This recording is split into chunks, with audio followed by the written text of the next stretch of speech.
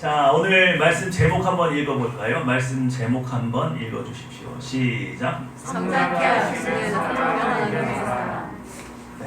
그리고 빨간 글씨로 뭐라고 돼 있어요? 라함. 성장케 하시는 하나님의 사랑, 성령 하나님의 사랑, 라함.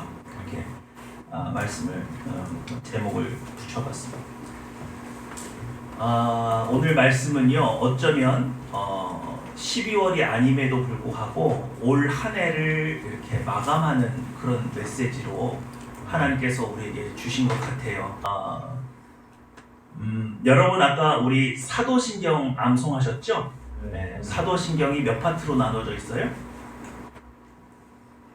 우리 다 성경 공부했는데 잘 기억 안 나시죠?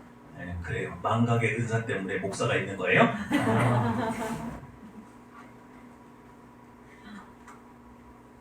자, 사도신경은 옆에 가로 속에 뭐라고 돼 있어요? 사도신조. 예, 사도신조라고도 부를 수 있습니다. 신조가 뭐예요? 신조. 지켜야 되는 약속? 네, 조항. 믿음의 조항. 그죠? 그래서 회사마다도 신조가 있고 뭐 기업 이렇게 뭐 신조가 이렇게 있단 말이죠. 그러니까 우리 왜 회사나 기업에서 창립식이나 뭐 이렇게 하면 손 들고 하나 뭐 우리는 뭐 어떻게 한다 뭐 이렇게 하는 거 있잖아요. 그거 같은 말인데 신경이 신조보다 격이 조금 더 높은 표현이에요. 이해가 되시죠? 그래서 사도신경은 4개의 파트로 나눠져 있습니다. 첫 번째 파트 한번 보실까요? 시작! 나는 전능하신 아버지 하나님 천지창조를 믿습니다. 자, 첫 번째 조항은 누구에 대한 조항이죠? 어떤 하나님? 성부 하나님. 이해가 되시죠? 네. 두 번째는요, 엄청 길죠? 누구에 대한 조항입니까? 성자. 성자 예수님. 그러면 다음은 누구겠어요? 성령 하나님. 네, 애석하게도 이렇게 돼 있어요. 너무 짧잖아요. 그죠? 그리고 나머지 믿음의 조항들을 모아서 4부분으로 나누어져 있습니다. 그래서 사도신경은 뭘 의미하느냐? 우리 크리스찬이 무엇을 믿는가? 그래서 믿음의 내용을 4파트로 나눠서 설명하고 있고 규정하고 있습니다. 그런데 애석하게도 오순절 성령 강림 사건을 통해서 성령께서 인간의 몸에 오신 게 처음 있는 일이잖아요. 그러다 보니까 사도들이 살아있는 동안에는 성령 하나님께서 이 땅에 오셔서 무슨 일을 하시는지에 대한 명확한 규정을 못했어요. 그래서 세 번째 파트가 어떻게 돼 있어요? 나는 성령을 믿으며로 돼 있단 말이에요.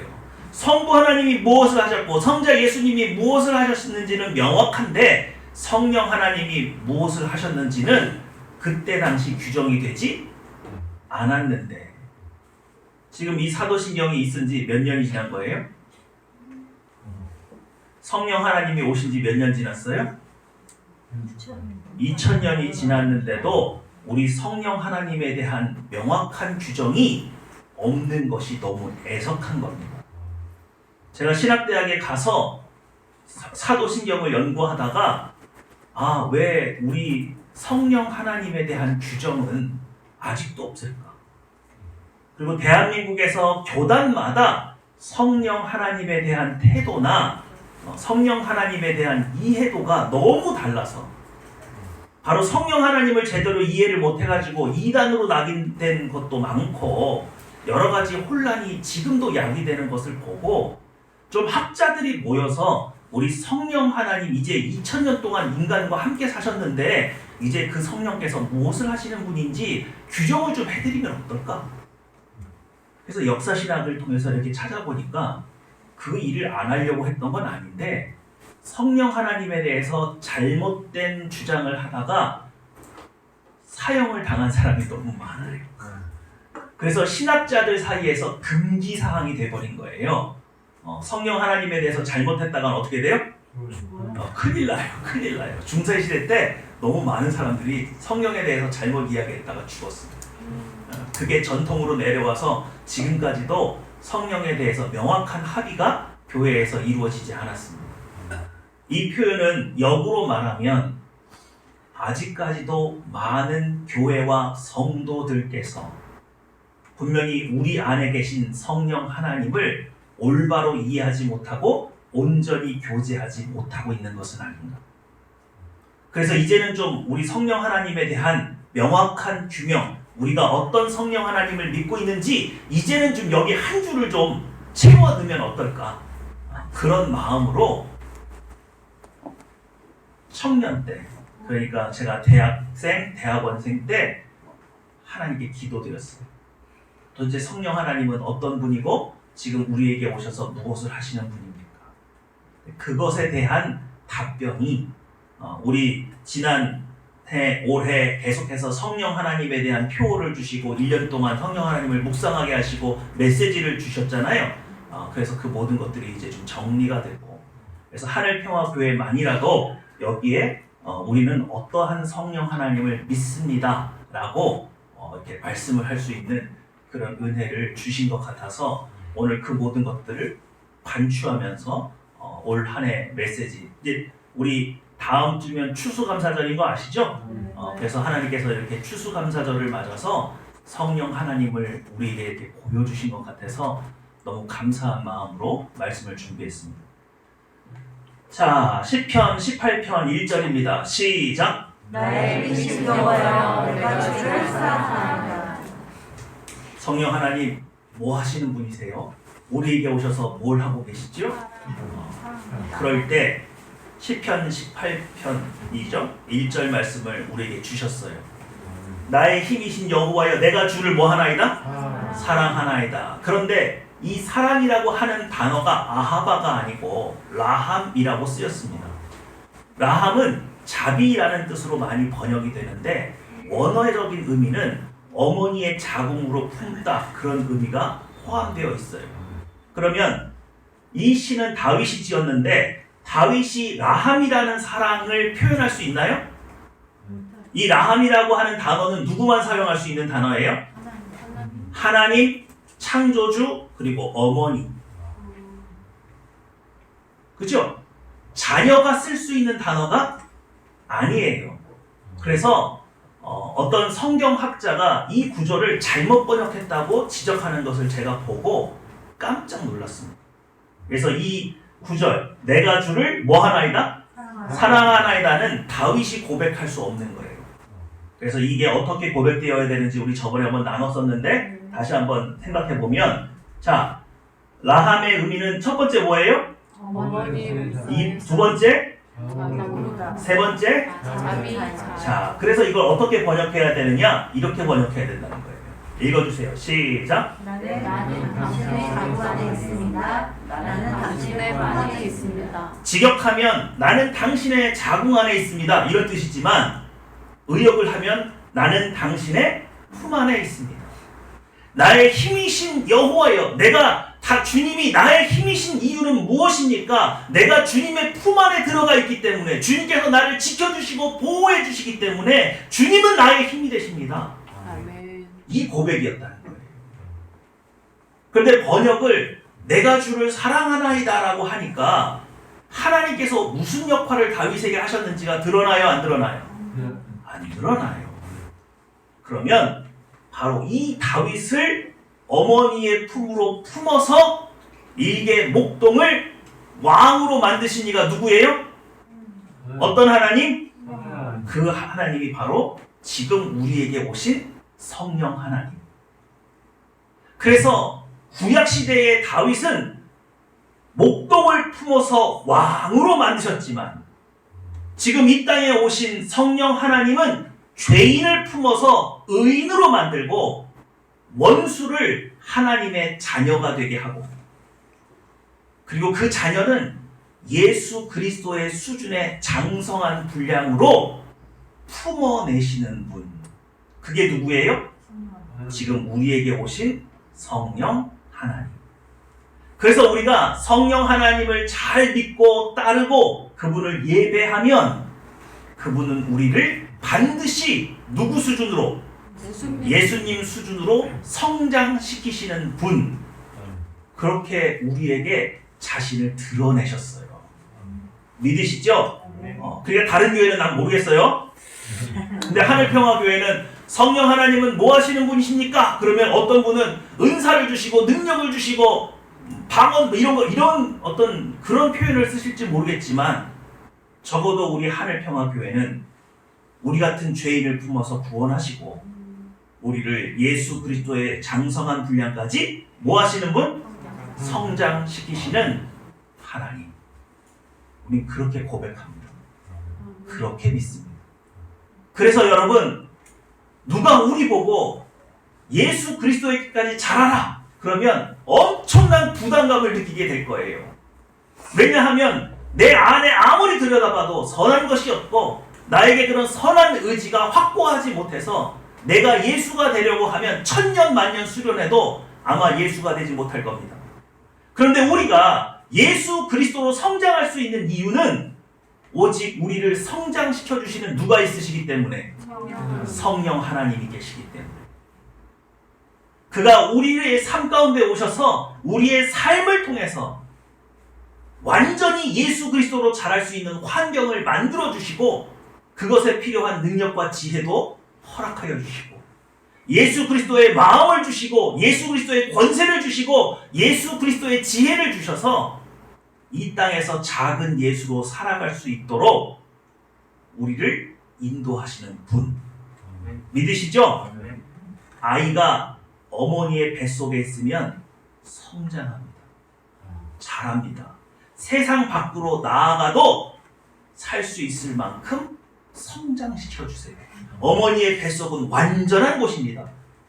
그곳에 있으면 아이는 자랄 수밖에 없어요. 믿으시죠? 바로 그 성령 하나님께서 하늘평화교회 가운데 계시기 때문에 여러분은 영적인 성장을 이룰 수밖에 없다고요. 성장 안 할 수도 있다고요. 성장할 수밖에 없어요. 누구를 거부하지 않는 한, 성령 하나님을 거부하고 성령의 음성에 귀를 막지 않는 한, 우리가 귀를 열고 그분을 바라보고 그분의 인도하심을 따르고 사랑으로 믿고 의지하면 반드시 그 성령 하나님은 우리를 통해서 우리를 예수 그리스도에까지 자라게 하시는 분이다. 이것이 하늘평화교회의 성령 하나님에 대한 신앙 고백인 줄 믿으시죠? 네. 우리 모두 다 그렇게 고백할 겁니다. 자, 말씀 오늘 본문이죠? 읽어보겠습니다. 시작! 우리가 하나님의 아들을 믿는 것과 아내들의 하나가 되어 온전한 사람을 이루어 그리스도의 장성한 분량이 충만할 때까지 이르리니, 이는 우리가 이제부터 어린아이가 되지 아니하여 사람의 속임수와 간사한 유혹에 빠져 온갖 교훈의 풍조에 밀려 요동하지 않게 하려 합니다. 오직 사랑 안에서 참된 것을 하여 범사에 그에게까지 자랄지라. 그는 머리니 곧 그리스도라. 에베소서 4장 13절에서 15절은 특이하게도 15절부터 14절, 13절로 올라가야 그 뜻이 분명해집니다. 여러분, 오늘 오직 사랑 뭐 안에서? 안에서죠? 우리 안에서 하면 무슨 단어가 떠올라야 돼요? 연합. 오늘 말씀이 우리에게 뭐라고 말합니까? 우리와 함께 계신 성령 하나님과 사랑으로 뭐 했으면? 연합되었으면 뭘 하래요? 참된 것을 행하래요. 그럼 여기서 말하는 참된 것은 뭐냐? 범사에 그리스도에게까지 자라는 거예요. 이 말씀이 오늘 우리에게 주는 내용은 뭐냐면, 우리 안에 있는 성령 하나님을 우리가 뭐 하면? 사랑하며. 그러니까 우리에게 필요한 것은 내가 예수가 되기 위해서 노력하고 힘쓰고 애쓰는 모습이 아니고, 우리 안에 오신 성령 하나님을 그냥 사랑하면 된다는 거예요. 믿으십니까? 그냥 사랑으로 연합되어 있기만 하면 된대요. 그러면 참된 일이 우리나라 안에서 이루어진다는 거예요. 근데 이 참된 일을 주동하시는 이가 누구세요?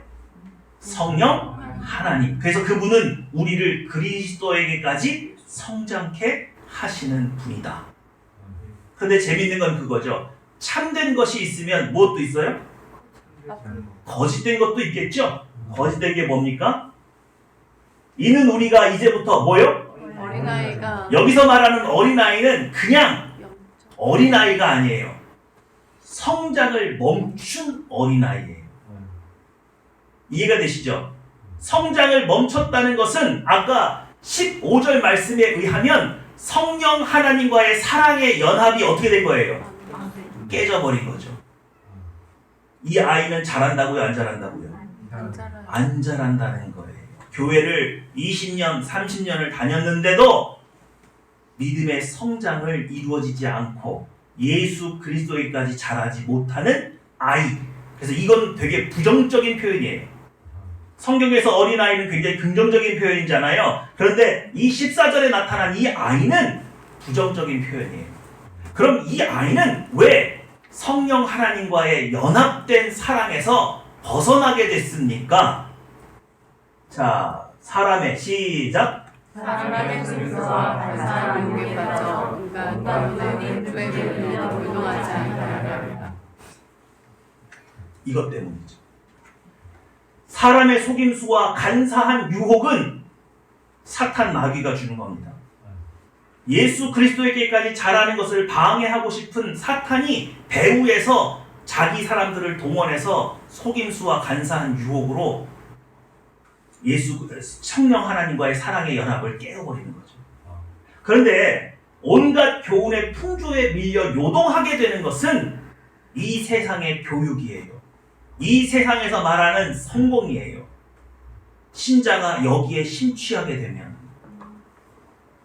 하나님의 말씀을 내 삶의 기준으로 붙들고 있지 않고 세상에서 성공하는 비결이라고 하는 것들을 붙들어대고 세상 지혜를 의지하게 되면 성령 하나님과의 연합은 깨어져서 어린아이 수준에 계속 머무른 거짓된 삶을 살게 된다. 그렇게 말을 하고 있어요. 자, 다시 한번 읽어볼까요? 시작! 우리가 하나님의 아들을 믿는 것과 하나님의 하나되어 온전한 사랑을 이루어 그리스도의 장성한 분량이 충만할 때까지 이르리니. 그럼 이 안에서 15절에서 말하고 있는 참된 게 뭐죠? 15절에서 말하고 있는 성령 하나님과 온전히 연합되어서 참된 일, 그것을 13절은 뭐라고 말하고 있습니까? 우리가 다 하나님의 아들을 뭐 하는 것과? 믿는 것과 뭐에? 아는 일, 그 일에 하나가 되는 것.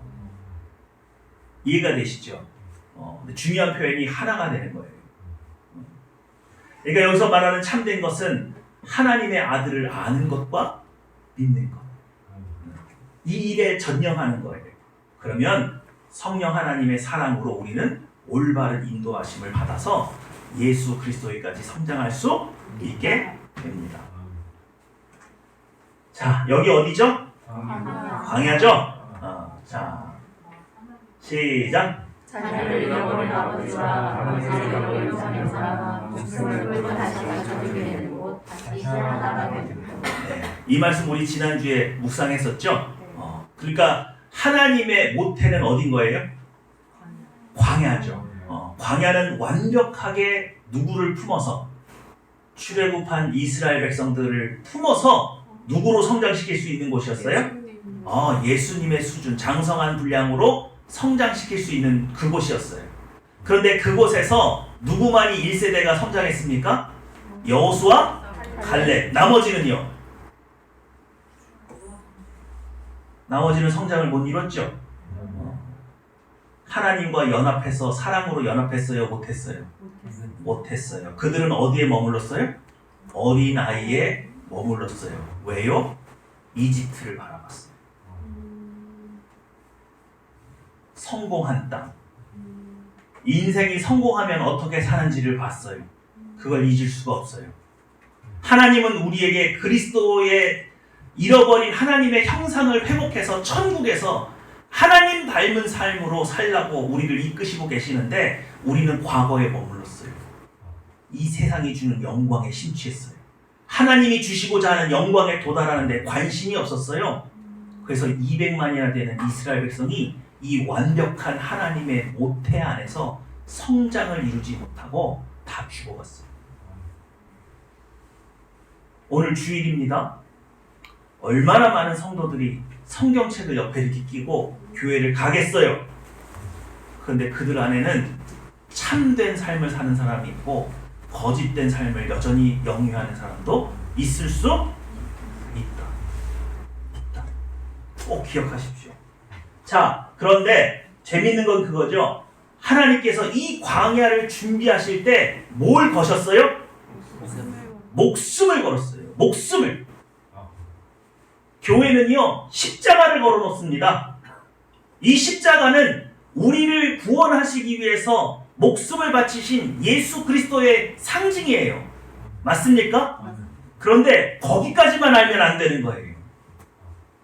우리 주님은 우리를 구원하시는데 생명을 바치셨을 뿐만 아니라 여러분을 장성한 분량에 이르게 하시는 일에도 뭘 거셨어요? 목숨을 거셨어요. 이 광야는 그냥 만들어진 게 아니에요.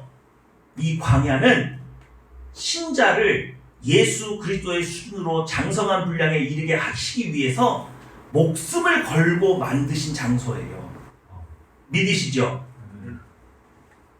왜냐하면 바로 광야에 나오기 전에 유월절을 통해서 이스라엘 백성이 광야로 나왔기 때문이죠. 이스라엘 백성이 유월절, 그렇죠? 죽음의 천사가 이집트를 뒤덮는 그날 어린 양을 잡아서 그 피를 문설주에 발랐습니다.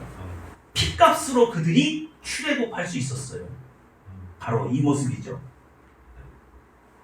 믿으시죠? 그러니 여러분이 내가 교회에 나오는 거 그냥 성경책 이게 들고 이렇게 막 이게 나오시는 것 같지만 사실은 우리가 이 주일날 이 예배 처소에 나올 수 있는 거 예수님의 피값이에요. 또 이 복음을 우리에게 전하기 위해서 조선시대부터 많은 선교사들과 많은 신앙의 선배들의 피값으로 여러분이 여기 나오실 수 있는 겁니다. 믿으시죠? 그래서 교회는요, 목숨을 건 장소예요. 우리 하나님은 여러분을 구원하실 뿐만 아니라 본래 창세기에 기록된 대로 하나님의 형상을 회복하는 일에 목숨을 거셨습니다. 그래서 우리에게 뭘 요구하세요? 시작! 네 마음을 다하며 목숨을 다하며 힘을 다하며 뜻을 다하여 주 너의 하나님을 사랑하고 또한 내 이웃을 내 자신같이 사랑하라 하였느니라. 하나님께서 우주 만물을 만드시고 이 지구를 창설하시고 아담과 하와를 만드신 이후에 안식하셨다고 말합니다. 그런데 하나님이 쉬실 수 없게 됐어요. 아담과 하와가 타락했습니다. 이 우주에 얼마나 많은 일이 있겠어요. 이 조그만 대한민국 안에서도 이렇게 많은 일들, 이렇게 많은 사건들이 터지는데 이 우주 안에 얼마나 많은 일이 있겠어요. 그런데 그 창조주께서 이 작은 지구에 일어나고 있는 이 일에 목숨을 거셨어요. 그래서 하나님이 무엇에 목숨을 걸었다고요? 우리를 구원하시고 우리를 예수 그리스도까지 회복시키는 일. 그래서 그것을 아는 그 아버지의 그 준비하시는 그 지극정성한 사랑을 이해하는 아들, 딸들은 인생을 살다가 그 아버지를 만나면 다른 모든 일을 다 내려놓고 우리도 그 일에 동참하는 거예요. 내 구원을 이루었다고 멈추는 것이 아니라 아버지께서 원하시는 수준의 장성한 분량이 되기까지 사랑으로 인도하시는 모든 길을 동행하기 원하는 거예요. 믿으십니까? 그래서 우리에게 뭘 요구하세요? 목숨을 다하고 마음을 다하고 뜻을 다해서 주 너의 하나님을 뭐 하라고? 사랑할 것을 요구하시는 이유가 바로 여기 있어요. 이 말씀은 바꿔 말하면 이렇게 됩니다. 우리 인간들의 입장에서는 이 지구상에 사는 동안에 목숨 걸 만한 일들이 많다고 얘기해요. 전 세계를 탐험하고 과학으로 기술을 발전시키고 이런 모든 일들, 내 야망을 이루는데 목숨 걸 만하다고 사람들은 그렇게 말합니다. 그런데 우리를 구원하시고 우리를 장성한 분량에 이르게 하시는데 목숨을 건 아버지를 만난 아들, 딸들은 그 모든 걸 다 내려놓고 이렇게 말한다고요. 아버지께서 우리를 구원하시기 위해서 이 모든 것을 포기하셨는데 나도 이제는 내 야망 앞세우지 않겠습니다. 제가 이 땅에서 예수 그리스도로 살아갈 수 있도록 하나님의 형상을 회복하는 일에 저도 이제 목숨 겁니다. 또 저같이 아직 구원받지 못한 형제자매가 아직 많이 있는 것 같은데 그 일을 위해서 저도 목숨을 걸겠습니다. 그 아버지를 만나면 그렇게 고백하게 된다고요. 믿으시죠? 자, 이게 누구죠? 네? 네, 삼손이죠? 삼손이 무릎 베기 하고 자고 있네요. 그럼 이 여인은 누구겠어요? 드릴라입니다. 삼손이라고 하는 하나님의 권능이 임한 사사를 잠들게 만들고 유혹해서 타락하게 만든 저 여인이 바로 누구예요? 드릴라입니다. 제가 오늘 이 장면을 왜 준비했느냐면 사사기가 재밌어요. 뭐가 재밌느냐? 사사들이요 예수님을 안 닮았어요. 하나같이. 근데 희한하게 아버지 하나님의 권능이 나타나요. 그 얘기는 우리에게 무엇을 의미하냐면 출애굽이라는 것을 통해서 하나님은 여전히 목숨을 걸고 자녀에게 능력을 부어주셔서 그 능력으로 예수님처럼 살 수 있도록 모든 것을 공급하고 계시는데 그 능력을 받은 자녀가 예수 그리스도의 형상, 하나님의 형상을 회복하는데 그 힘을 쓰지 않고 개인적인 야망을 위해서 쓰고 있는 거예요. 그래서 목숨을 건 아버지는 있는데 목숨을 건 자녀가 없는 시대. 그게 바로 사사기입니다. 이해가 되세요? 그러면 여러분 이 시대를 여러분에게 적용하면 어떻게 되느냐? 목숨을 건 아버지가 성령으로 우리에게 임하셨는데 나는 예수가 되는 일에 관심이 없어요. 매일 교회에 나와서 기도하는 것이 무엇을 먹을까, 무엇을 마실까, 무엇을 입을까? 나는 어떻게 하면 저 세상 사람들처럼 부귀영화를 누릴까? 그것을 놓고 아버지 앞에 기도하면 신기하게도 기도하면 이루어지는 일들이 있어요. 그런 철부지 자녀에게도 하나님께서 기도로 응답해 주세요. 그래서 하나님의 능력과 하나님의 기적이 그의 삶 가운데 일어나긴 합니다. 그런데 여전히 그는 성령의 열매를 맺지 못하고 육체의 정욕을 채워가는 거죠. 그럼 그 사람은 사사시대를 살고 있는 거예요. 자녀에게 진심인 아버지와 철부지 아들이 만나는 시대. 그래서 빚어진 촌극. 그게 바로 사사기입니다. 자, 여러분 구약을 우리 읽을 때 예수님의 예표라는 표현을 많이 들어보셨죠? 저기 있는 사람들의 이름을 한번 읽어주세요. 시작. 이삭, 요셉, 다윗, 다니엘, 엘리야, 엘사, 이삭. 이삭은 예수님의 어떤 모습의 예표입니까? 순종과 제물이 되신 거죠? 욥은요? 예수님의 고난의 예표죠? 엘리야는요? 능력과 세상을 심판하시는 주로 오신 것에 대한 예표예요. 그게 무슨 말이냐면 이삭, 요셉, 다윗, 다니엘, 엘리야, 엘리사, 욥 이런 사람들이 전부 다 예수님의 부분 모습들이라는 거예요. 그래서 이런 사람, 이 구약에 나타난 신앙의 위인들을 쭉 모으면 누구의 모습이 완성된다는 거예요? 그래서 예수님이 이 땅에 오셨을 때 예수님을 알아볼 수 있다고요? 모른다고요? 안다. 그죠? 그래서 제가 그림 하나 준비했어요. 이거 누구세요? 예수님 같죠? 근데 여러분 이게 전부 다 모자이크 된 거예요. 요만한 그림 하나하나가 모여가지고 이 예수님이 됐어요. 마치 구약에 있는 신앙의 위인들을 모아놓으면 누가 되는 것처럼 예수님이 되는 것처럼 제가 확대해서 보여드릴까요? 이렇게 돼 있습니다. 작은 얼굴들인데 이걸 모으니까 어떻게 돼요? 예수님의 모습이 되는 거죠? 지금까지 예수님의 예표라는 것을 우리는 이렇게 이해를 했어요. 많은 신학자들이 이렇게 표현했습니다. 그런데 여러분, 우리가 지금 이해하고 있는 성령 하나님께서 우리를 성장시킨다는 개념, 라함이라는 개념으로 이것을 다시 보면 아까 사사기가 다른 관점으로 보였던 것처럼 이렇게 보여요. 시작. 하나님의 형상을 회복한 작은 예수들. 이삭이, 욥이, 다윗이, 요셉이, 엘리야가, 엘리사가 예수님의 모습의 작은 파편들로 예표된 것, 그것도 틀린 표현은 아닌 것 같아요.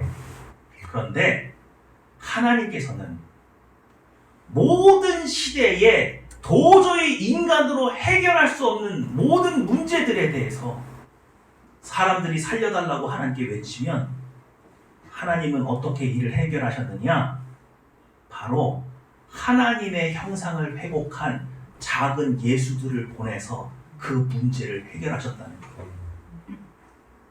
믿으십니까? 그러니까 신앙의 위인들을 예수님의 파편, 예수님의 예표로만 볼 것이 아니라 그 시대를 향한 하나님의 답변이에요. 읽어주세요. 시작. 예수로 나나 기교의 신령병 인생의 등 인생의 모든 일에 하나님께서는 모든 시대에 걸쳐 오직 예수로 답하셨다. 오직 예수로 답하셨다. 하나님께서는 가난과 기근에, 전쟁에, 불화에 예수로 답하셨다. 다시 말해서 이 땅에 작은 예수들을 많이 만드셔서 가난이 있는 곳, 불화가 있는 곳, 전쟁이 있는 곳에 보내서 그 모든 것을 종식시키셨다. 믿으십니까? 오직 그 일을 이룰 수 있는 건 누구밖에 없어요? 하나님의 형상을 회복한 여러분들밖에 없어요. 시작. 그때에는 이스라엘의 왕이 없었으므로 사람마다 자기 손에 배운 대로 행하였더라.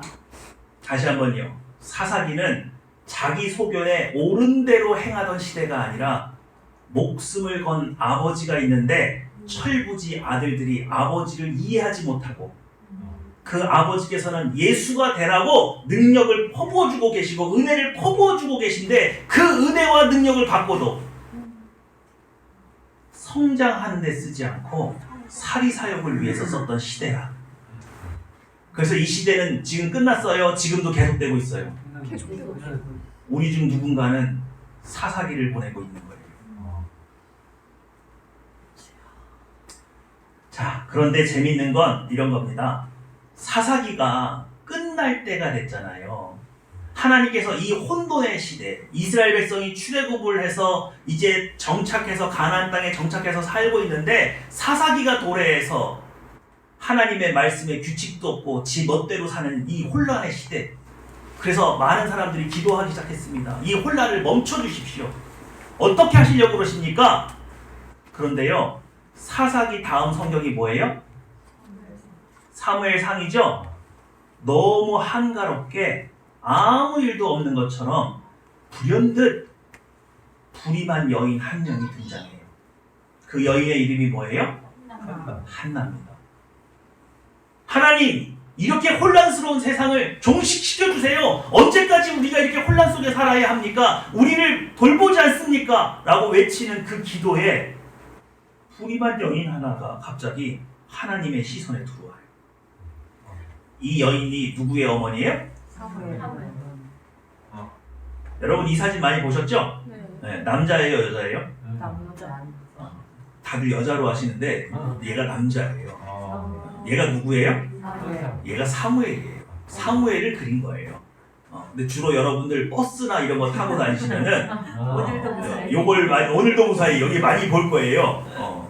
사무엘을 굉장히 그런 성인으로 보는 거죠. 천주교에서 그래요. 한나는 눈물로 사무엘을 얻습니다. 근데 이 사무엘은 누구를 키워요? 하프 타고 찬양하는 왕, 다윗을 교육한 스승이죠.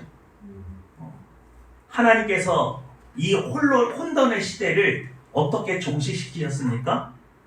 부리만 한 여인을 찾아가서 그 여인이 사무엘을 낳게 하고, 그리고 그 사무엘이 누구를 교육해서? 다윗을 교육해서. 그래서 이 다윗은 누구예요? 예수님의 예표죠? 작은 예수죠? 그래서 그 이스라엘의 모든 혼란이 종식되는 거예요. 이게 하나님의 방식입니다. 믿으시죠? 세상이 혼란할 때 지구상 어딘가에 하나님께서는 누굴 예비하세요? 작은 예수를 예비하셔서 그를 통해서 그 모든 혼란을 종식시키는 거예요. 근데 문제는 이거죠.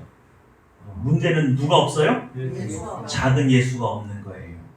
시작. 교회는 예수를 전할 수 있는 유일한 사실이다. 그런데 교회가 예수를 배출하는 것이 목표가 아니라 성공의 목표가 되면 답이 없어진다. 예수가 없다. 예수가 변변자가 없다. 예수를 찾고 싶은 성도가 없다. 수아자매. 수아자매가 예수가 되면 뭐가 좋아요? 예수님 되고 싶어요? 돼야 되긴 하겠는데. 네. 돼야 되긴 하겠는데 그거는 빼고 그건 성령께서 하시는 거니까 수아자매가 예수님이 되면 뭐가 좋을까요? 주변이 평화로워질 아, 평화로워져요. 또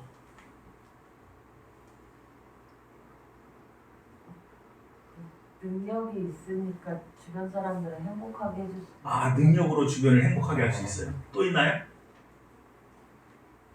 하나님을 심신이 괴로운 사람들에게 네.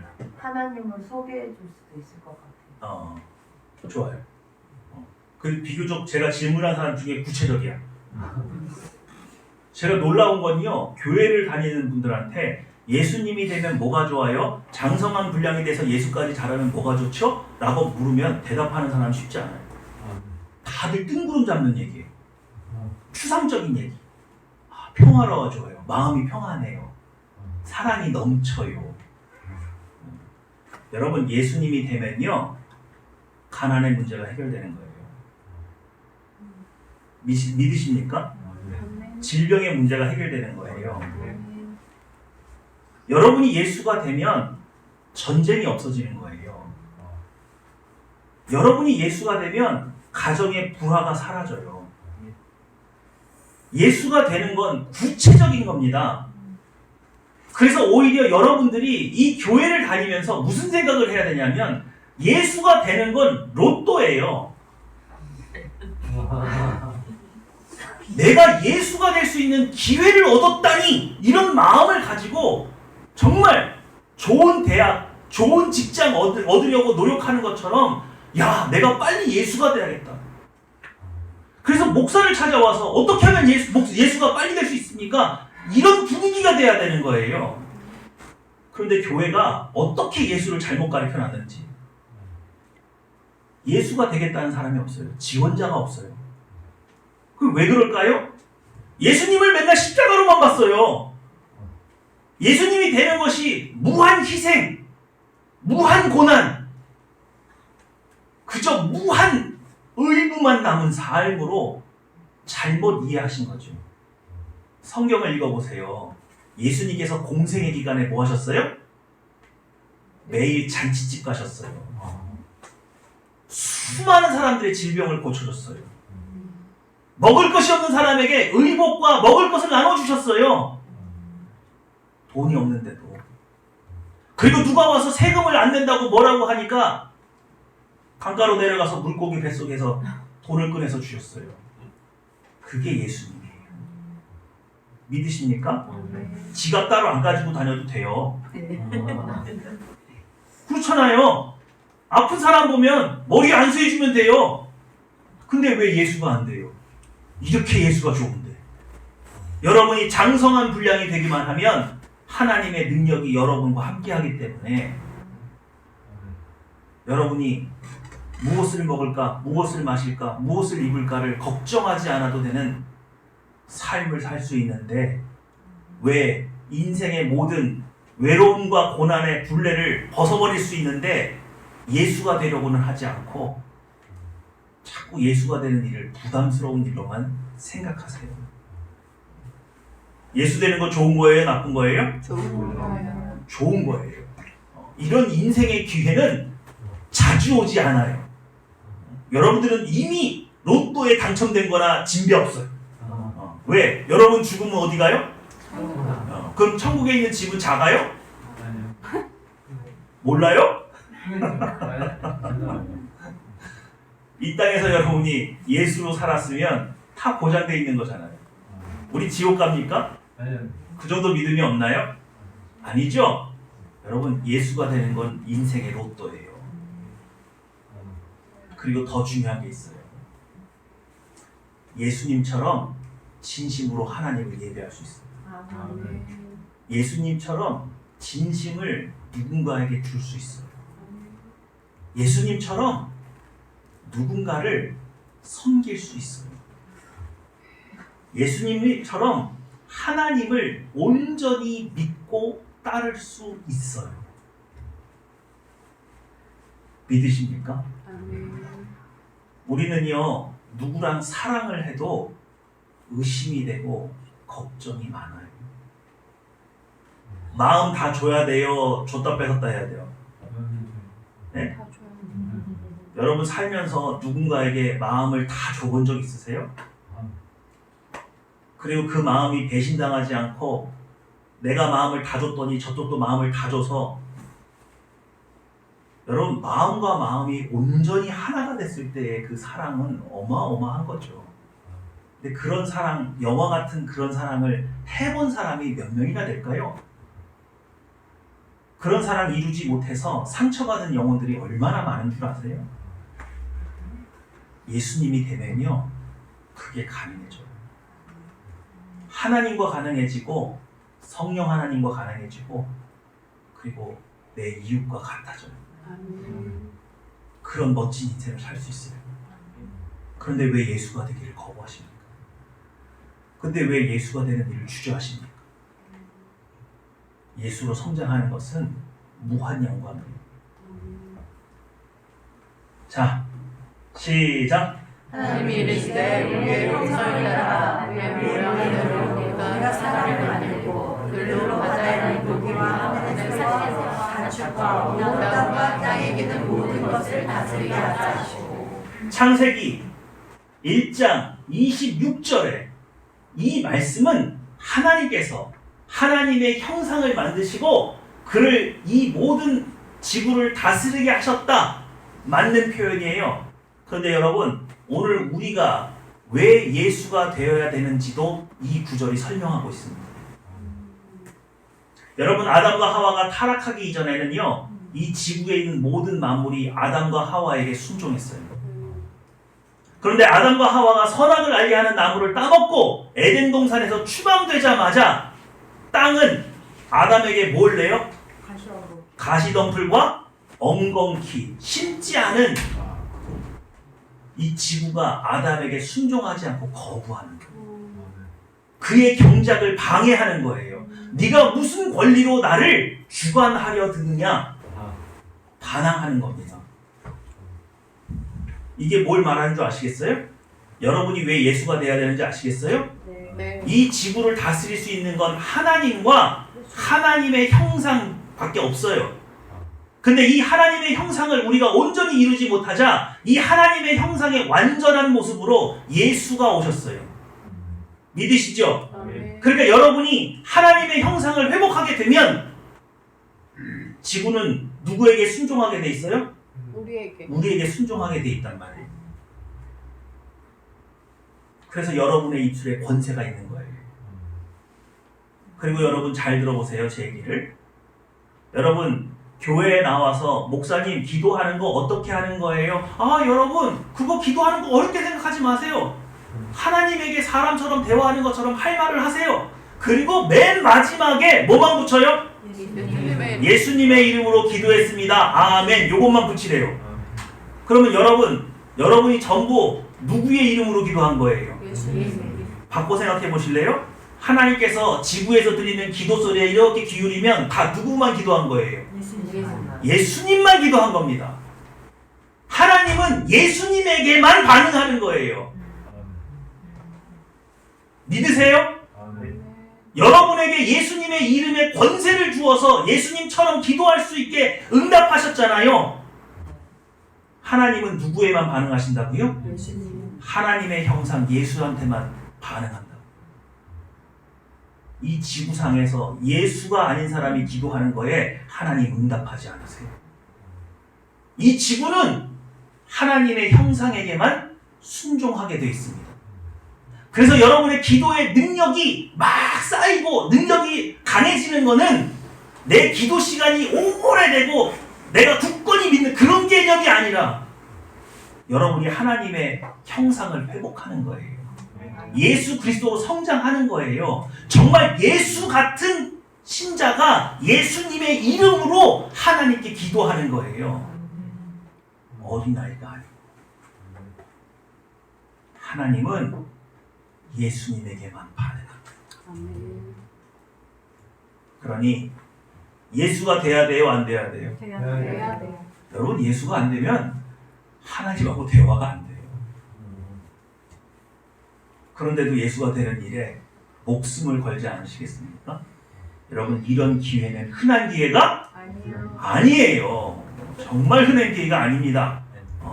이제부터 제일 바보가 누구냐? 아유, 목사님, 이럴 줄 알았으면 그냥 저는 죽기 전에 믿어가지고 예수님 믿습니다 하고 꼴딱 세상에서 재밌는 거 다 해보고 와가지고서는 마지막에 믿습니다 하고 죽으면 얼마나 좋아요. 그 사람이 제일 바보예요. 제일 늦게 와서 뭘 하겠다는 거예요. 뭐 어디까지 잘하겠다는 거야. 그리고 그 천국에 다시 태어나고 있으면 뭐가 돼요? 신생아 깐난의 애기처럼. 들리는 소문에 의하면, 입신에서 천국에 갔다 오신 분들의 소문에 의하면 천국 입구에 넓은 잔디밭이 있대요. 근데 그 잔디가 아니래. 가만히 들여다보면 수많은 꽃들이 있는데 그 꽃들이 이게 빛이 갇혀지면 멀리서 보면 초록색이래요.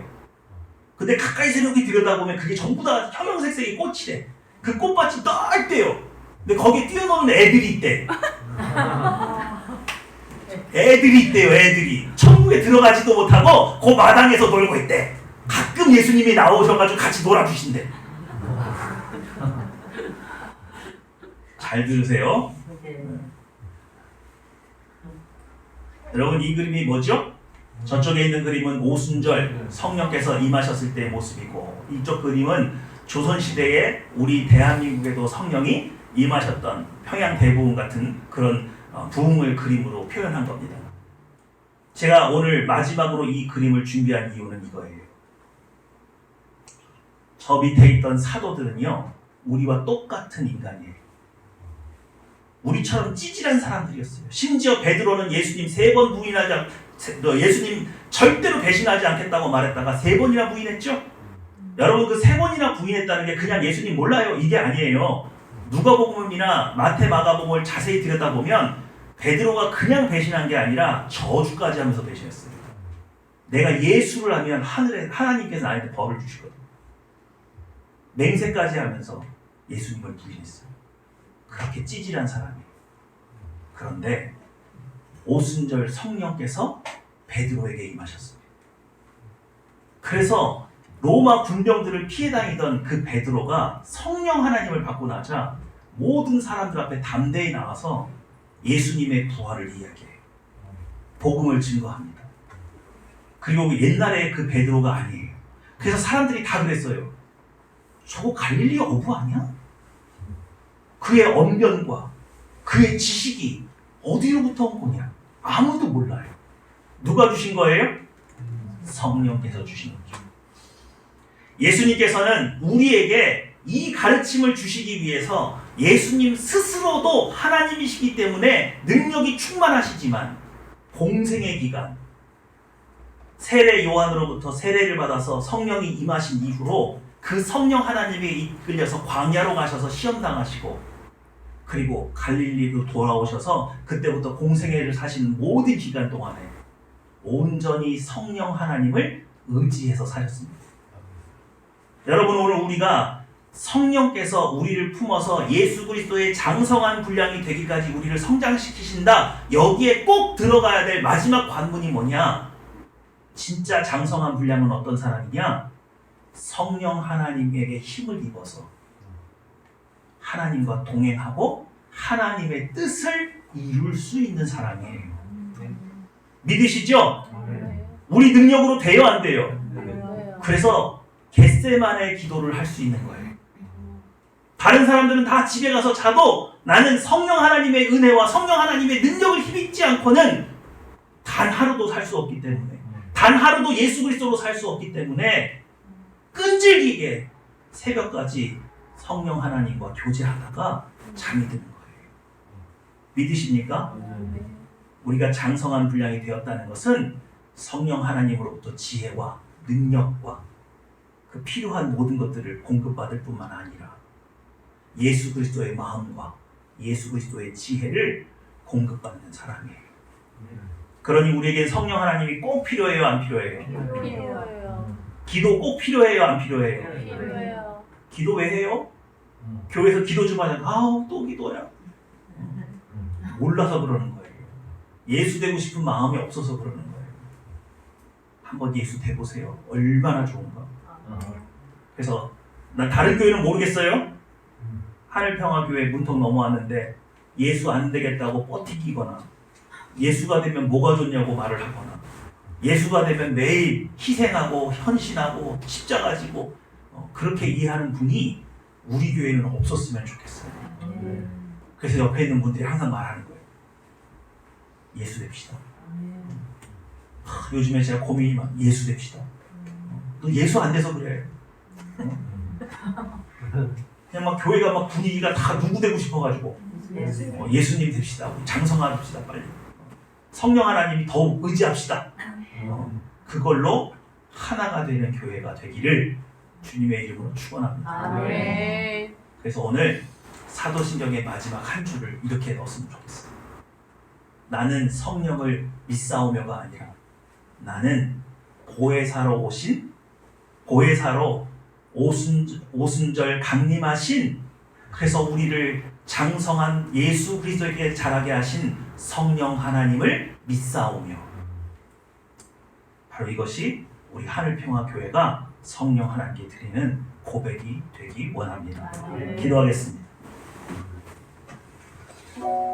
오늘 우리의 예배 가운데 오신 하나님, 그 한 맺힌 기도, 이 땅에 예수가 없다. 아들들아 딸들아, 나는 예수가 많이 필요한데 이 땅에 예수가 없다. 오늘 그 하나님의 피 맺힌 절규에 응답하는 교회 되기 원합니다. 제가 예수가 되기 원합니다. 저에게 성령을 더해 주셔서 제가 말하는 것이, 생각하는 것이, 마음 쓰는 것이 오직 예수가 되게 해주십시오. 기도하겠습니다.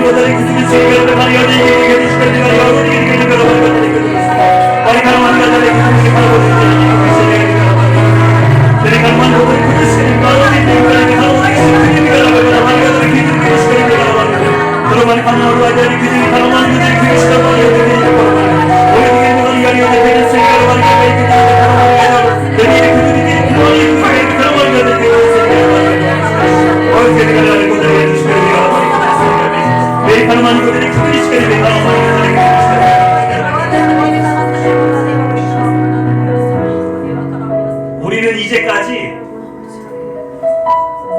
아버지, 저에게 이러저러한 필요가 있습니다. 제게 주십시오. 우리 그렇게 기도했습니다. 근데 오늘은 다를 겁니다. 아버지, 제가 예수입니다.